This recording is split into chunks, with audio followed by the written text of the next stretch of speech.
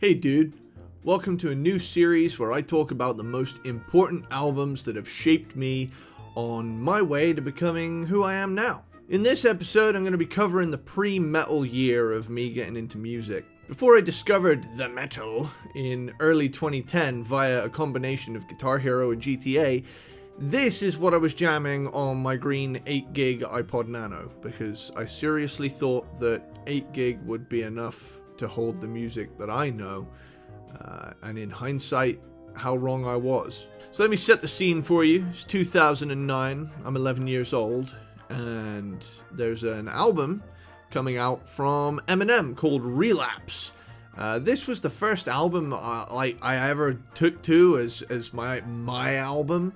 If you kind of catch my drift, it was the first one that it was like independent of me being told to check something out or hearing something from other people. I just heard We Made You and I thought, I want to get that. And my mum was already a fan of Eminem. She even had the Eminem Show on CD. Anyway, I found out Eminem had a new album coming out, and when it did, I used to listen to it using Groove Shark while I played Club Penguin on the family PC. You heard that right. I couldn't say swear words in the game, but I could sure as heck listen to them. But I made the mistake of rapping some stuff out loud to my friends.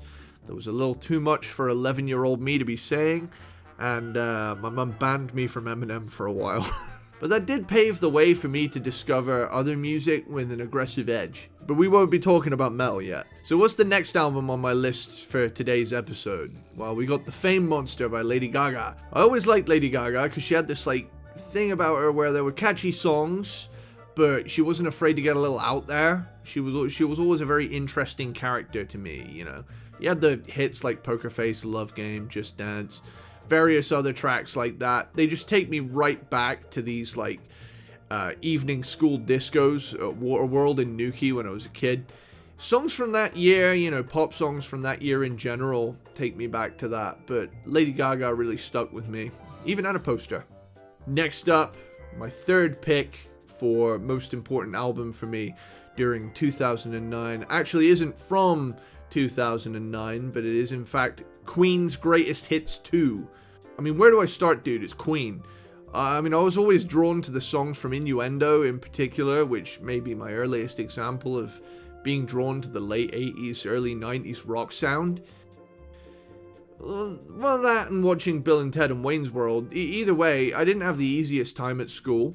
I had to stick up for myself a lot and got in trouble because bullies started fights and stuff. And I'm not going to get bogged down in all of that. But what I will say is The Show Must Go On got me through a lot of hard days. Because I would wake up, roll over, put that song on while I brushed my teeth.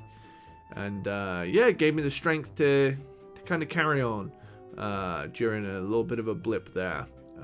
But I have some honorable mentions here before we wrap things up. Over here we've got Life in Cartoon Motion by Mika. This one's a little bit of an earlier childhood memory, but I'd be remiss if I didn't include it because those songs were everywhere. You know, Grace Kelly, Lollipop, Love Today. There's so many songs on there that are catchy as all hell. 80s Movie Hits is a CD compilation. I always loved 80s movies as a kid, and I loved the soundtracks too, so it made sense that my mum had this in her car. Funnily enough, I got into I got into 80s movies around the time where she showed me Karate Kid, and then I took up judo as there was a judo class sort of thing nearby. But essentially, I would listen to 80s montage songs while learning to do a martial art, and that was pretty cool. And my last honorable mention is Two Shoes by the Cat Empire.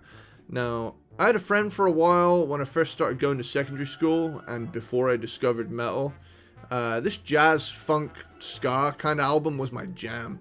I think I had a weird iTunes version of the album though, as I looked at the track list since, and there's either songs missing and or added, so I don't know how my mum managed that back in 2009 when we downloaded it off iTunes. Man, downloading off iTunes, that's a blast from the past now. Anyway, I hope you enjoyed this little insight into my life. Have you heard these albums? Do you like them? Do you hate them? Let me know down below in the comments. Don't forget to like, subscribe, and hit that little bell to be notified when I post another video if you haven't already. Anyway, hope you enjoyed. Later, dude.